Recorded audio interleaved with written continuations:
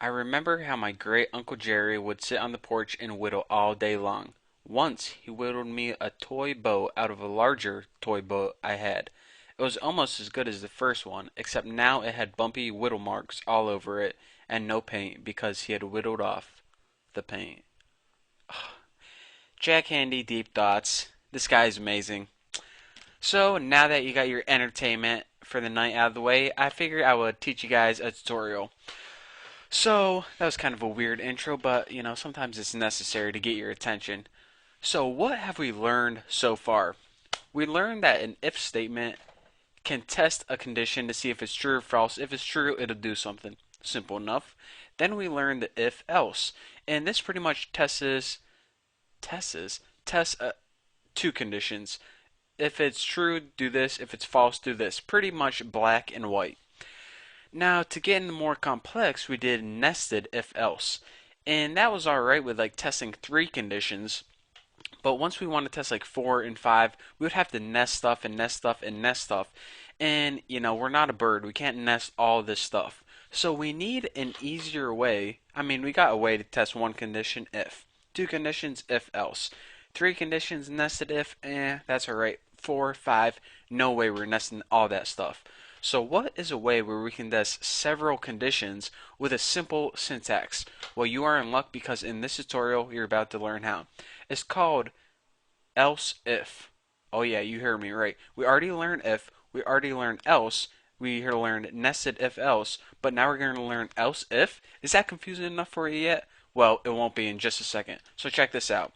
Let's go ahead and we're going to make a program that it's going to have to take more than two variables, not like what's your name, male, female, one, two. It's going to have to take several. So what we're going to be building is a way that they can enter the time, and depending on what time it is, it's going to enter either morning, afternoon, or if they enter something weird, they're just like, what the F time is it or something. So that's three options we're working with here.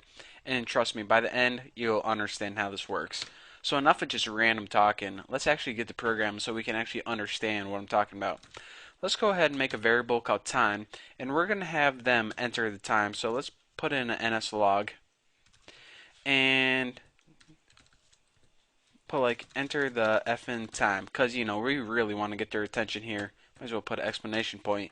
And now, since we were so mean, we might as well give them an opportunity to enter it using scanf. So of course they're going to enter an integer. So put %i, and then point that to what's it time. That looks good.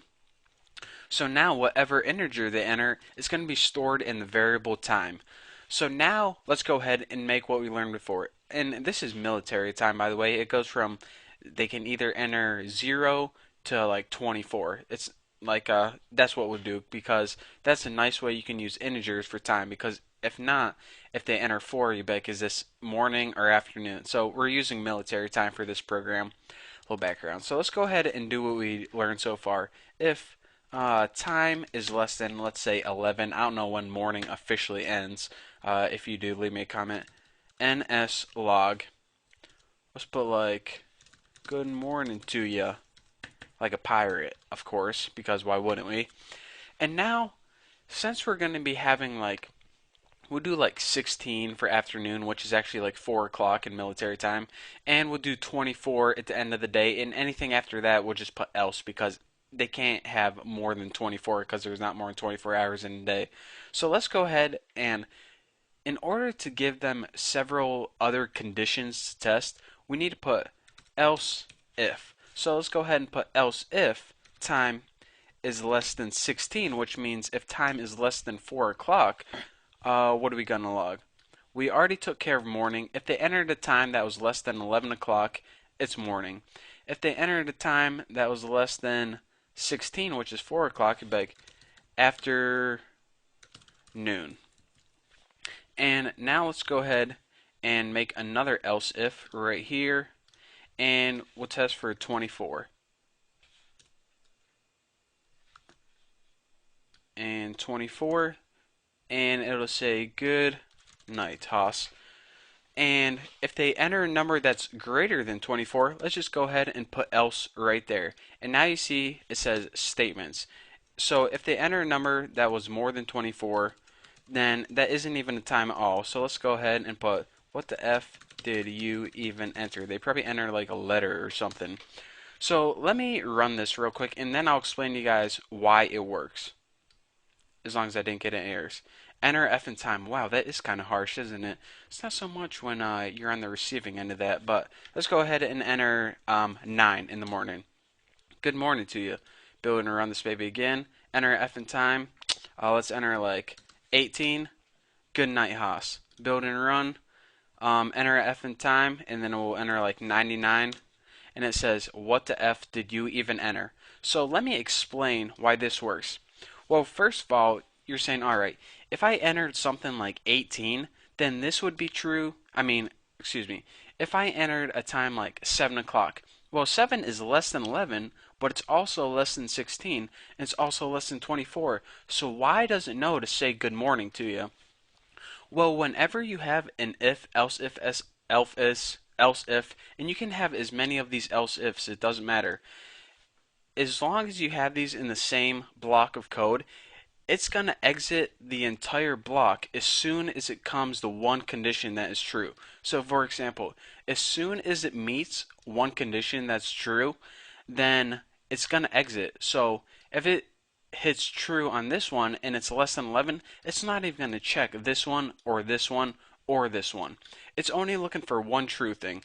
So for example, you could write on this one, else if the time is greater than 11 and less than 16 using that, conditional operator, but there really isn't a need for that since we already know if we enter 12 and this proves false, then we already know that it's greater than 11. So, for example, if you enter something like 6 and you say, all right, well, then all of these, good morning, good afternoon, good night, they should all pop up. That's not the case because as soon as a condition proves true, it executes that statement and then it skips all the rest of these because it already found its option. So, that's the basics of what I'm trying to teach you in this tutorial. Again, that's else if, and that's a better way to use a test, not if, not else, but when you have many options that you want to give the user, that's the best way to do it.